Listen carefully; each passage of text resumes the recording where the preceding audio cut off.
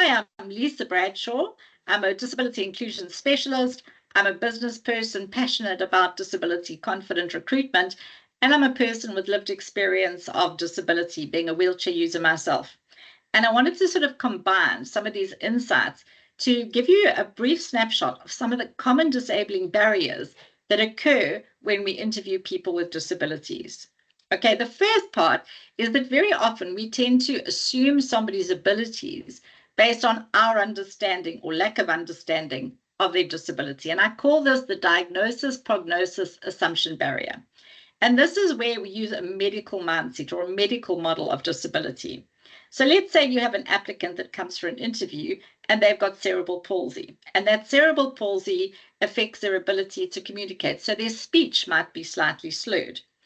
If we don't understand the disability, or we don't want to ask the questions around their disability, and we go and we make an assumption about the medical consequence of cerebral palsy, and we know somebody with cerebral palsy where it's affected the intellectual functioning as well, we could make the assumption that this person is speaking in a slurred way, and it's not only a reflection of their speech ability, but it's also a reflection of their intellectual ability.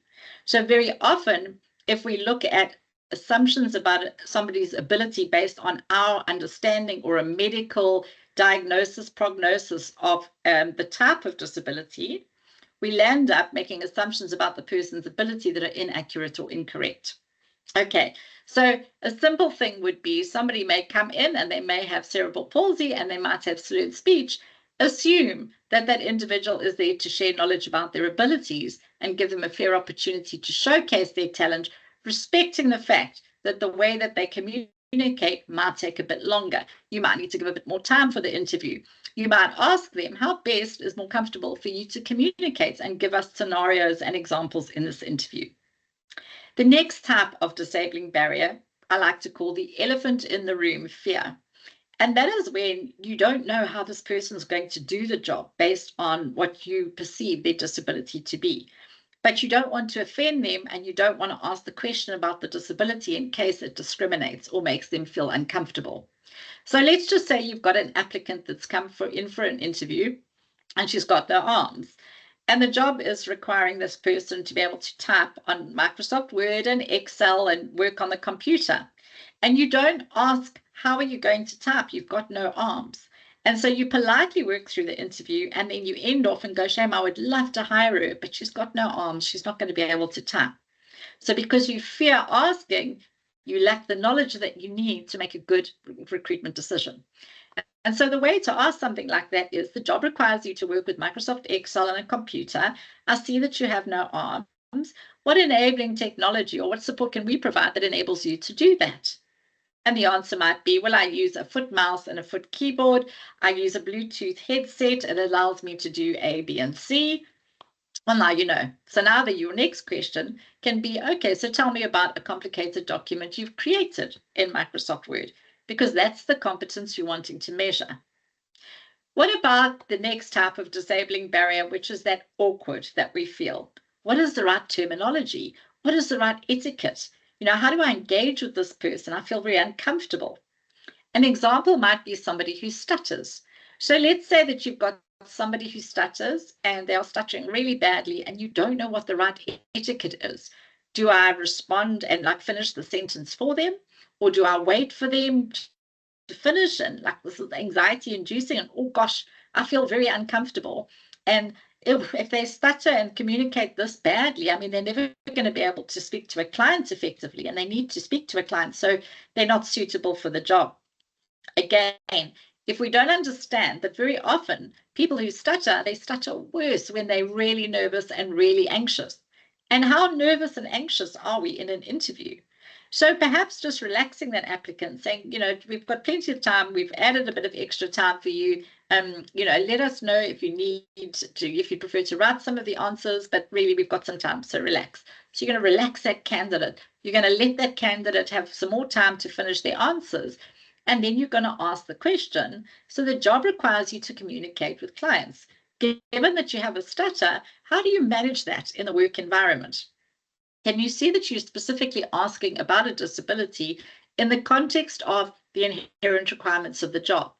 And that for me is a really useful bit of information to understand how this individual gets around the barriers that the line manager is going to be concerned about. And this gives you the knowledge that you need to motivate for that applicant and be able to really showcase their abilities. When it comes to terminology, I want to tell you that we have different terms around the world, and it's not just different countries that use different terminology, but different individuals prefer different labels or terminology as well. A really good guideline is to refer to a person as person first terminology. So a person with a disability, a person with a hearing impairment, a person with epilepsy, a person with bipolar. Because what that recognizes, I'm also a person with red hair, I'm a person with an MBA, I'm a person with 3 children. So it recognizes that the disability is one biographical piece of information that makes up the whole biography of who you are. Doesn't define you, it's part of you. Okay, when it comes to legal concerns over what can we ask and what can we not ask, it's very specific to regions in terms of the labor legislation. So what you can and cannot ask varies according to what country you're in and what labor legislation there is. But generally speaking, I think the biggest advice or enabler here is to make sure that what you are asking must be related to an inherent requirement of the job. So you have the right as an employer to explore how somebody gets the job done.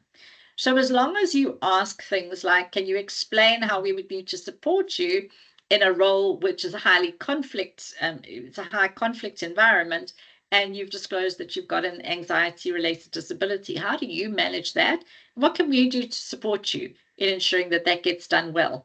It's a really respectful way of asking a question around legal, or in a legally aligned way.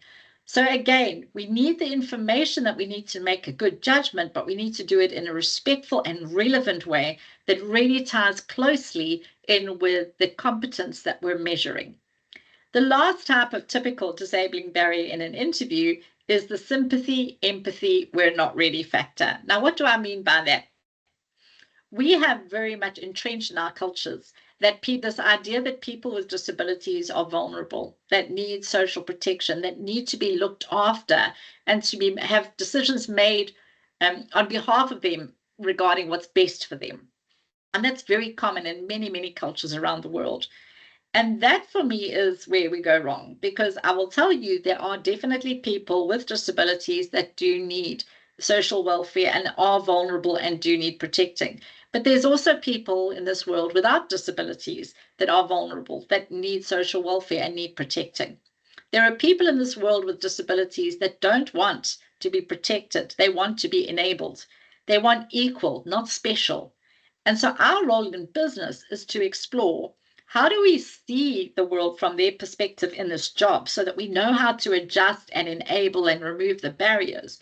But we don't do it out of sympathy. We do it out of empathy. I don't feel sorry for you.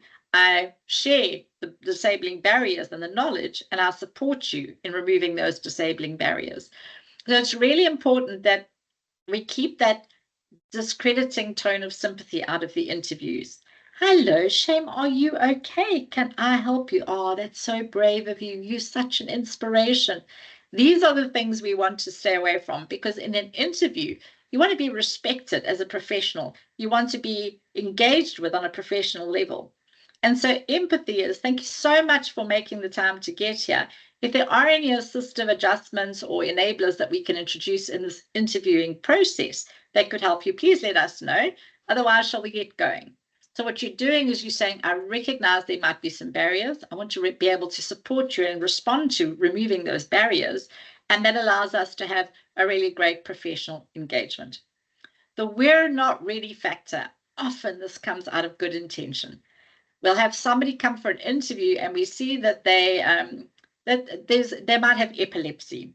And let's say in the culture that you work in and in the community in which your business operates, you know that there's a lot of stigmas or myths around epilepsy. And so you go, oh, I don't think we're ready to have somebody with epilepsy because they're going to be treated differently by our colleagues. So what's important for me is that you are ready to employ people with disabilities, and we've been ready for years. And we know that because we already have people with disabilities working for us. They might just not be comfortable to tell you. So when is a good time to start? Right now. And how you do it is the interview opportunity is a great way to learn from the experiences of people with disabilities and how to get this done.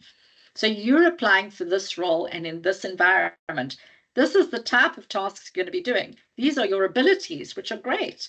What are some of the disabling barriers we might need to be aware of? And what can we do to remove those so that you could bring your A game to the position that we're interviewing you for? And that is how we do the learning journey of disability confidence. I really hope that's helped. I've got lots more to say on the topic, and you're welcome to contact me if you have any specific questions or you'd like to learn more. But as it stands now, there's a quick snapshot of some of the things we should consider when doing disability confident interviews.